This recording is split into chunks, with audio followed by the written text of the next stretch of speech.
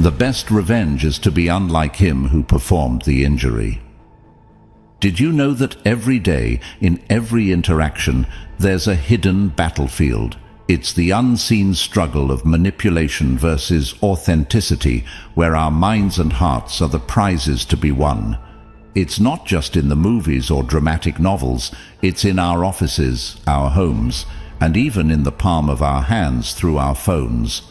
Now, imagine navigating this battlefield armed with wisdom from the ancient Stoics, thinkers who understood the value of the mind and how to protect it. They taught us not just to survive, but to thrive amidst life's chaos by holding firm to our inner citadel, our core of rationality and virtue. In today's world, where manipulation can come from anywhere and wear many masks, how do we apply Stoic wisdom to recognize these tactics and shield ourselves? Stay with me and let's explore this together. We'll uncover the modern manipulations that test our Stoicism and learn how to use ancient philosophies to guard our minds and live with purpose. This isn't just about avoiding pitfalls, it's about building a life of authenticity, resilience, and true freedom.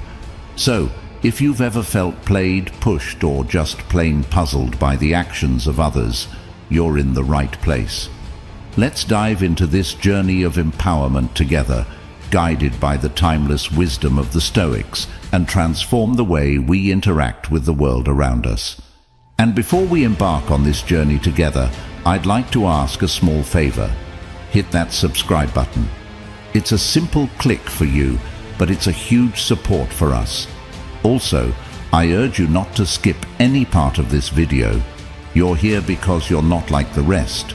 You're an exception, seeking not just to navigate, but to understand and master the complexities of human interaction. Stick with me, and let's unlock these insights together. Number 1. Triangulation. Imagine you and your friend are tight, right?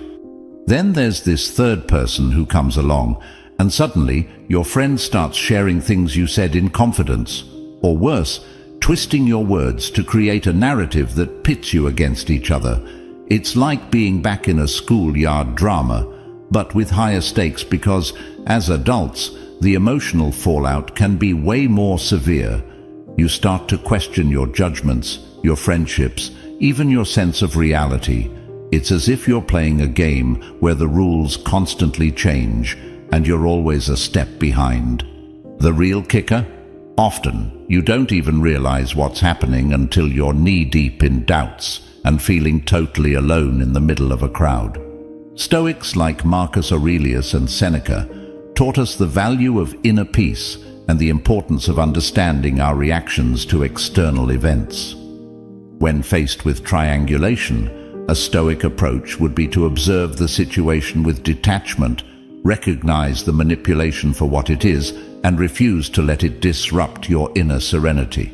It's about realizing that while you can't control the actions of others, you can control your response. The Stoic wisdom also teaches us about the importance of direct communication and seeking clarity in our interactions. If you suspect triangulation, approach the people involved with honesty and openness.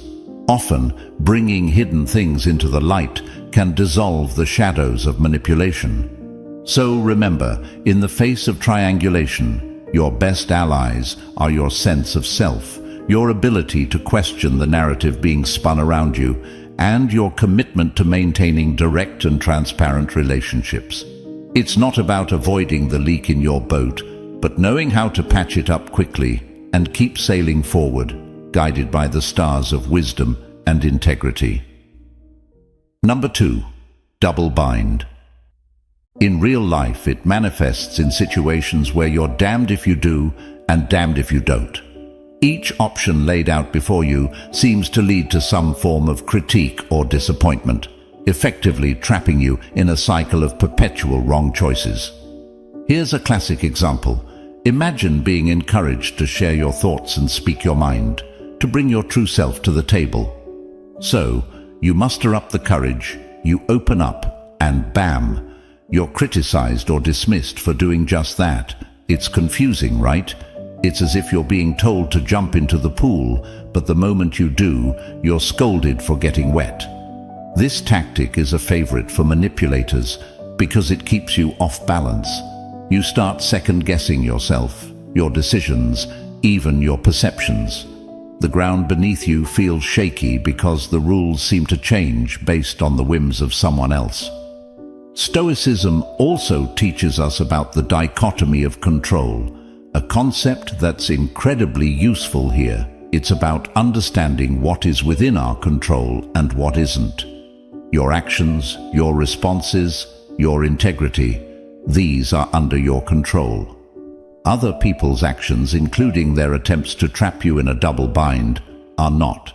So, when you're encouraged to speak up only to be criticized, remember that your worth and the value of your contributions are not determined by the reactions of others.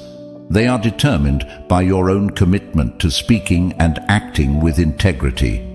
The Stoic approach would be to recognize the double bind for what it is, an external challenge, not a reflection of your worth or abilities. It encourages us to respond not with frustration or self-doubt, but with a calm and detached assessment of the situation. Can you clarify the expectations? Can you discuss the contradictory feedback? If the situation remains untenable, perhaps the Stoic practice of turning inward and focusing on maintaining your own ethical standards is the best path forward.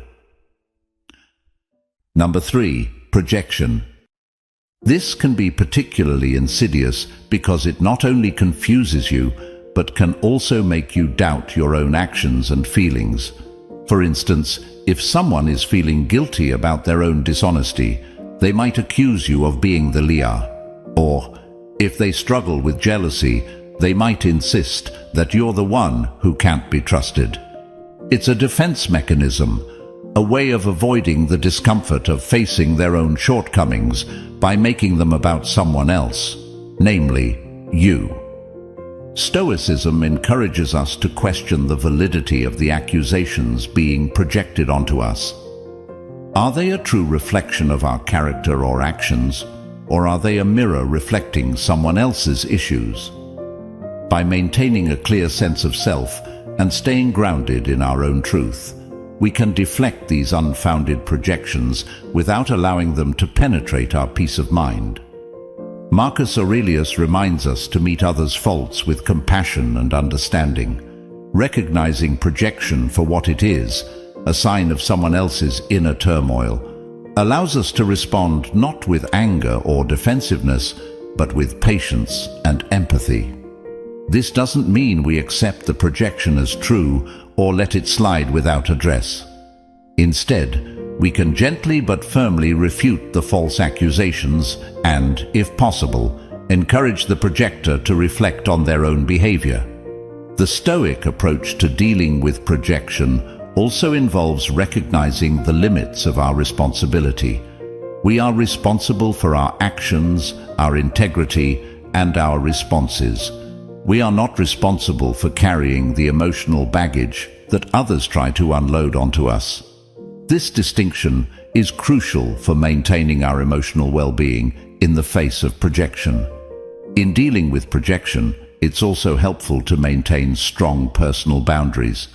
Stoicism teaches us the value of knowing what belongs to us and what does not, emotionally, psychologically, and ethically. When someone projects their faults onto us, it's a clear signal to reinforce those boundaries, to protect our garden from someone else's trash, so to speak. Number 4, time pressure. This manipulation tactic can pop up anywhere. In sales, it's the limited time offer that pressures you to buy something right now. In relationships, it might be a partner pushing for a quicker commitment than you're comfortable with. And in the workplace, it could manifest as unreasonable deadlines that force you to make decisions without adequate information or consideration. One of the core principles of Stoicism is the dichotomy of control, distinguishing between what is within our power and what is not. When faced with time pressure, it's crucial to remember that while we may not control the external demands placed on us, we do control our reactions to these demands. We can choose to take a breath, step back, and assess the situation with the clarity and rationality that Stoicism advocates. Seneca emphasizes the value of time as our most precious resource. Yet Stoicism also teaches us that the quality of our decisions, how aligned they are with our values and rational understanding, is far more important than the speed with which we make them. Therefore, when someone tries to rush us, invoking the wisdom of Seneca can be a powerful antidote. It's about recognizing that the urgency is often artificial and that real opportunities, real friends, and genuine deals will allow us the space and time to make decisions that are right for us. Marcus Aurelius encourages us to focus on the present moment and act with purpose and integrity.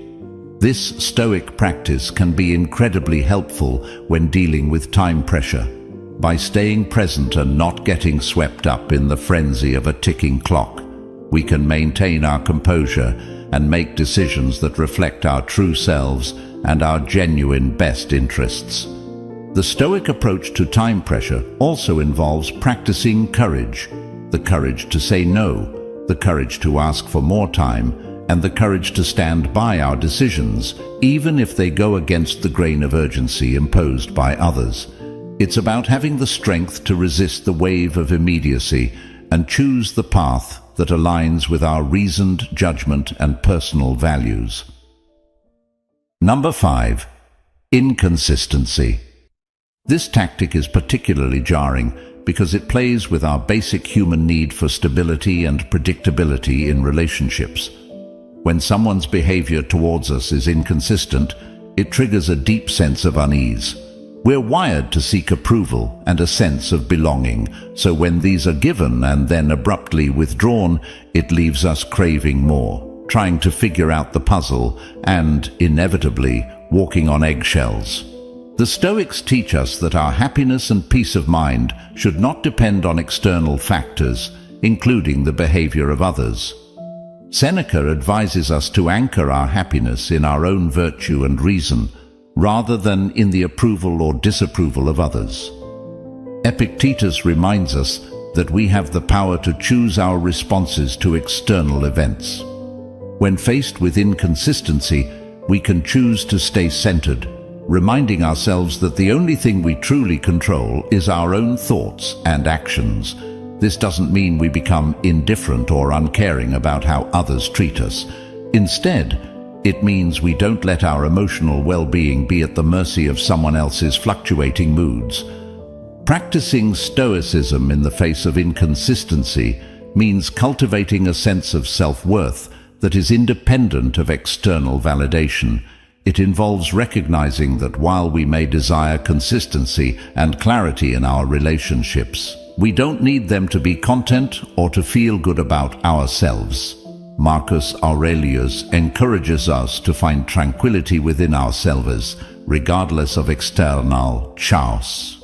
This internal tranquility becomes our compass, guiding us through the fog of inconsistency without losing our way. Moreover, Stoicism teaches us the value of clear communication and setting boundaries. Inconsistency in others might sometimes be a call for us to express our needs and expectations more clearly. It invites us to practice the Stoic virtues of courage and justice, courage to address the issue directly, and justice to do so with kindness and respect for both ourselves and the other person. Number 6. Emotional blackmail. Imagine someone has taken your emotions, those raw and real feelings that make you who you are, and locked them up. To get them back, to feel okay again, you're told you must pay a price. Maybe it's doing something you're uncomfortable with, or maybe it's sacrificing your own needs or values. It's as though your feelings are being held hostage, and the ransom is your compliance, your agreement to do whatever it is that the blackmailer wants. This isn't just manipulation. It's manipulation that cuts deep, using the very essence of your human experience, your capacity to feel, against you. Emotional blackmail can manifest in many ways: guilt trips, fear-mongering, obligation and shaming. It's a tactic that plays on our fears, our loves, our desires to be seen as good, caring individuals.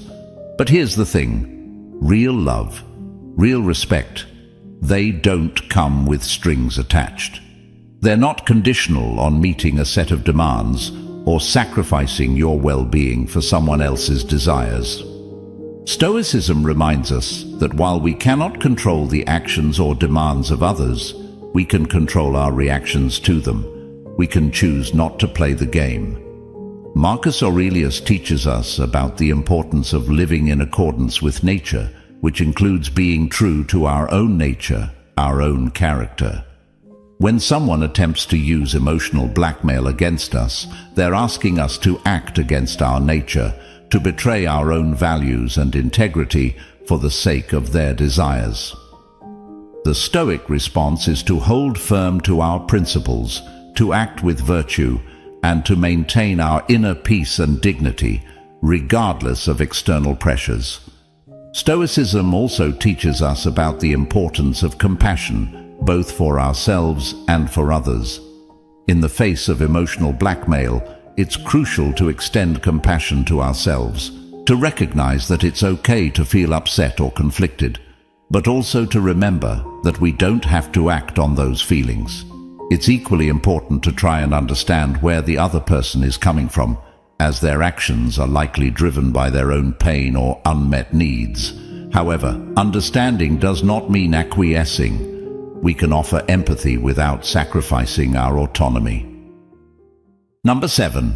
Gaslighting. This isn't just a disagreement.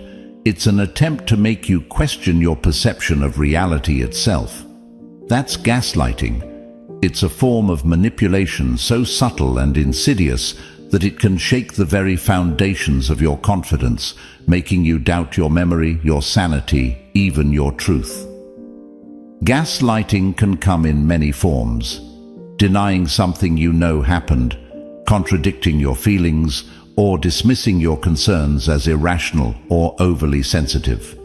The goal is always the same: to undermine your trust in your own experiences and perceptions, making you more dependent on the manipulator's version of reality. Marcus Aurelius reminds us to be steadfast in the face of external turmoil. He teaches us to trust in our own perceptions and to return to our internal citadel, our place of rationality and inner peace, where no one else's words can reach us. Stoicism also encourages us to engage in constant self-reflection, to examine our beliefs and perceptions not with doubt, but with clarity and honesty. This practice can be incredibly empowering in the context of gaslighting. It allows us to differentiate between legitimate self-examination and the external imposition of doubt. By knowing ourselves and our minds deeply, we can recognize when our reality is being unfairly challenged. The Stoic approach to gaslighting is not about becoming impervious to manipulation, but about recognizing it for what it is: an external attempt to control and destabilize, and responding with the strength of our internal fortitude, our commitment to our truth, and our trust in our own perceptions. It's about maintaining our mental and emotional equilibrium, even when someone tries to tell us the sky isn't blue. Number 8. False social approval. This tactic leverages our deep-seated human need to belong, to be part of the tribe. It whispers in our ear that to fit in, we must follow the crowd, even when our gut tells us otherwise. But here's the twist: just because someone says everyone is doing it doesn't make it true. This is a classic case of false social approval, a manipulation technique designed to sway our actions or opinions by exploiting our desire for social conformity. Marcus Aurelius advised us to act in accordance with nature, our own nature, and to be true to ourselves. When faced with false social approval, His teachings remind us that our actions should align with our inner virtues, not with the fleeting trends of social consensus. He prompts us to ask ourselves, is this action virtuous? Does it contribute to the common good? Is it in harmony with my true self? Stoicism also teaches us about the power of ataraxia, peace of mind achieved by living in accordance with reason. This concept becomes particularly relevant in the face of false social approval. By staying true to our reasoned judgments and not being swayed by the supposed actions of the masses, we preserve our inner peace. This doesn't mean isolating ourselves from society or rejecting social norms outright. Rather, it means critically assessing the value and impact of these norms on our lives and making conscious choices about which to follow. Furthermore, the Stoic practice of premeditation, visualizing potential challenges and preparing oneself to face them, can be invaluable here. By anticipating situations where false social approval might be leveraged against us, we can fortify our minds, rehearsing our adherence to Stoic principles and our commitment to acting with integrity regardless of external pressures. Number 9. Concealment of information. Picture yourself excited and ready to tackle a puzzle, but as you start to piece it together, you realize that half the pieces are missing. No matter how hard you try, you can't complete the picture, can't see the whole image. This frustration is akin to the experience of having crucial information concealed from you. It's a deliberate act to skew your perception, to keep you from seeing the full truth, thus influencing your decisions and opinions based on incomplete data. The concealment of information can happen in various contexts. In personal relationships, where someone might withhold feelings or intentions. In professional settings, where full details of a project or decision might be kept under wraps. Or even in larger societal or political discussions, where the full facts are not disclosed to the public. This tactic plays on our natural desire to understand and make sense of our world, and when pieces of the puzzle are deliberately kept from us, it can lead to confusion, misunderstandings, and misguided actions. Seneca, the Stoic philosopher, advised against hasty judgments and decisions made without full understanding. He would counsel us to be patient, to question, and to seek out as much information as possible before forming an opinion or making a decision. This doesn't mean we become paralyzed by indecision, but rather that we acknowledge the incomplete nature of our understanding and proceed with a measured and reasoned approach. Moreover, Marcus Aurelius reminds us of the value of inner wisdom and the pursuit of truth for its own sake. When faced with the concealment of information, we are invited to tap into our own inner resources, to use our reason and judgment to question the gaps in our knowledge, and to seek out additional sources of information. This pursuit of the full picture is not just about making better decisions. It's about aligning ourselves more closely with the Stoic ideal of living in accordance with nature and truth. Number 10. Fear attachment. It's about using scare tactics to control your actions by attaching a frightening outcome to any choice other than compliance. It's a powerful form of manipulation because it taps into one of our most primal instincts, fear. Fear attachment can manifest in various aspects of life, from personal relationships where one might say, "If you leave, you'll never find someone like me again," to professional environments where the implication might be, "Do this, or your career here is over." It creates a scenario where fear, rather than rational judgment, becomes the driving force behind your decisions. The Stoics teach us that fear, like any other emotion, is not an accurate reflection of reality, but rather a perception that can be examined, understood, and ultimately controlled. Marcus Aurelius reminds us of the power of our rational mind to maintain equanimity in the face of external disturbances, including attempts to manipulate us through fear. He advocates for a return to our inner citadel, our place of reason and virtue, where we can find the clarity and strength to stand firm in our decisions, unaffected by the external noise and unfounded threats. Moreover, Seneca suggests that often, when we confront our fears head-on, we find that they are not as insurmountable as they seemed. By facing the supposed consequences of non-compliance, we often find that the power they held over us diminishes, freeing us to make decisions based on our true values and best interests, rather than out of fear. Number 11. The blame game. This tactic is a classic move in the manipulator's playbook, shifting responsibility away from themselves and onto you, making you the fall guy for their actions or mistakes. The blame game can be particularly damaging because it not only places undue stress and guilt on you, but can also tarnish your reputation and relationships with others. It's a tactic that relies on creating confusion and doubt, making it challenging to see the situation clearly and defend yourself effectively. When accused unfairly, it's crucial to remember that while we may not control the accusations themselves, we do control how we respond to them. The Stoic approach encourages us to respond with reason and calm, to examine the facts of the situation and to stand firm in our truth. Marcus Aurelius advises us to meet false accusations with tranquility and to maintain our character in the face of adversity. He would counsel us not to retaliate with anger or defensiveness, but to calmly present our case and let our actions speak to our character. This Stoic composure allows us to maintain our dignity and peace of mind, even when faced with unjust blame. Seneca offers wisdom on dealing with adversity and false accusations, suggesting that our character and virtues will ultimately vindicate us.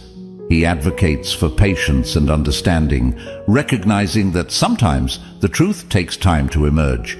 In the meantime, we should live in such a way that those who know us will not believe the false accusations, and those who do not will be won over by our steadfast virtue. Number 12. False praise.